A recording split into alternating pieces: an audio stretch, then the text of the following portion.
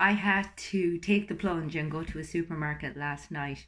And as often happens, I was standing in the queue, and the queue was, following all the 2 meter regulations, social distancing, and it came to my turn to put my shopping up on the checkout. And I suppose maybe I moved a little bit too fast, but the lady in front of me basically just told me to back right off because I had gone a little bit too close. And I suppose my initial reaction was, first of all, kind of rejection and feeling like, oh my God, what have I done? And it was such a weird experience because it brought up a whole pile of stuff for me in the space of a split second. And then I was kind of like, well, what's her problem, And it's amazing how quickly we respond in an unkind way. And I had to immediately remind myself that the driving force behind so many people's behavior right now and for the foreseeable future is going to be fear, And I suppose that's okay. And part of what's going to get us through this is being okay, despite the fact that things aren't really okay. I mean, it's something that we're really going to have to work on. And it's finding compassion for people and for ourselves when we find either them or ourselves acting out of character or doing things that we wouldn't normally do. And it's about bringing ourselves out of our head where we feel resentful, where we catastrophize, where we make assumptions about the future, which basically is going to add to the negativity that we're already experiencing and compound the fear, compound our anxiety, compound our predictions for the future, and also our paranoia and suspicion of other people, which is something that can very quickly manifest in this sort of scenario. And we have to bring it back into our hearts, and recognize the good things that are happening at the moment, that families are more united, that they're spending more time away from their screens, that people are getting a bit of a break in nature, that they're going out walking, that they're not always indoors, and all these fabulous things that are still available to us and that may potentially be taken away at any given moment. So we really have to learn to appreciate them. And I think that's what's happening with people. It's like as if there's a scarcity to it and they want to make the most of it, and it's kind of beautiful, But it's recognizing as well that we are only ever one thought away from seeing things negatively. And whilst this particular situation is very serious, it's kind of a life-changing event, we have to try and pay attention to what it is telling us about ourselves, and also the potential that there is for growth and for recognizing what we're overly attached to, what our triggers are, what our engagement with other people is like when we take away, kind of all of our coping mechanisms, all of our avoidance techniques, or indeed, what is that thing that we crave? What is that thing that we're actually so terrified of losing that we've ended up hoarding it, or we've ended up, kind of finding some way to cultivate and manifest it in our lives. Like with me, it's the training side of things and vegetables. But I mean, for other people, it's recognizing, okay, what am I doing that I suppose bypasses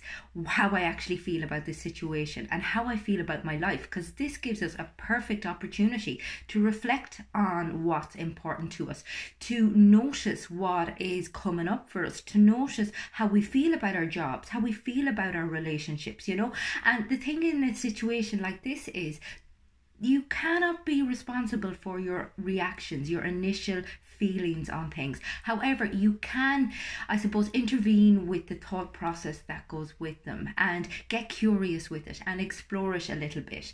And I suppose if you find yourself getting caught up, in anxiety or questioning or predicting the future, or, kind of assuming that everything is going to be terrible from here forward, which, by the way, none of us knows. Not one of us knows the way tomorrow is going to go, because, as I said, this is an never experienced event, and we really need to take it day by day, step by step. And all we can do is take a breath by breath. So if you find yourself in a state of anxiety, make sure you practice deep breathing, and even, taking a deep breath in through the nose for a count of 4, holding the breath for a count of 4, and then exhaling out through the mouth for a count of 8.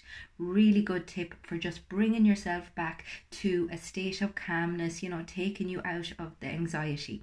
Likewise, if you find your thoughts are going a mile a minute, try and write down what it is that you're actually telling yourself and challenge that story. Ask yourself, okay, do I know that, my company is going to close? Do I know that I'm going to get this virus? Do I know any of these things for sure? And if the answer to any of these things is no, then ask yourself, how beneficial is it for me to entertain the thoughts surrounding this? And what can I do from a practical, pragmatic, proactive position to make myself feel a little bit better about this situation? Whether it be, kind of getting out for a bit of a walk, whether it be getting in touch with a member of your family, whether it be looking at your CV, whether it be assessing anything, as opposed to sitting there ruminating and doing nothing. Action alleviates anxiety every single time.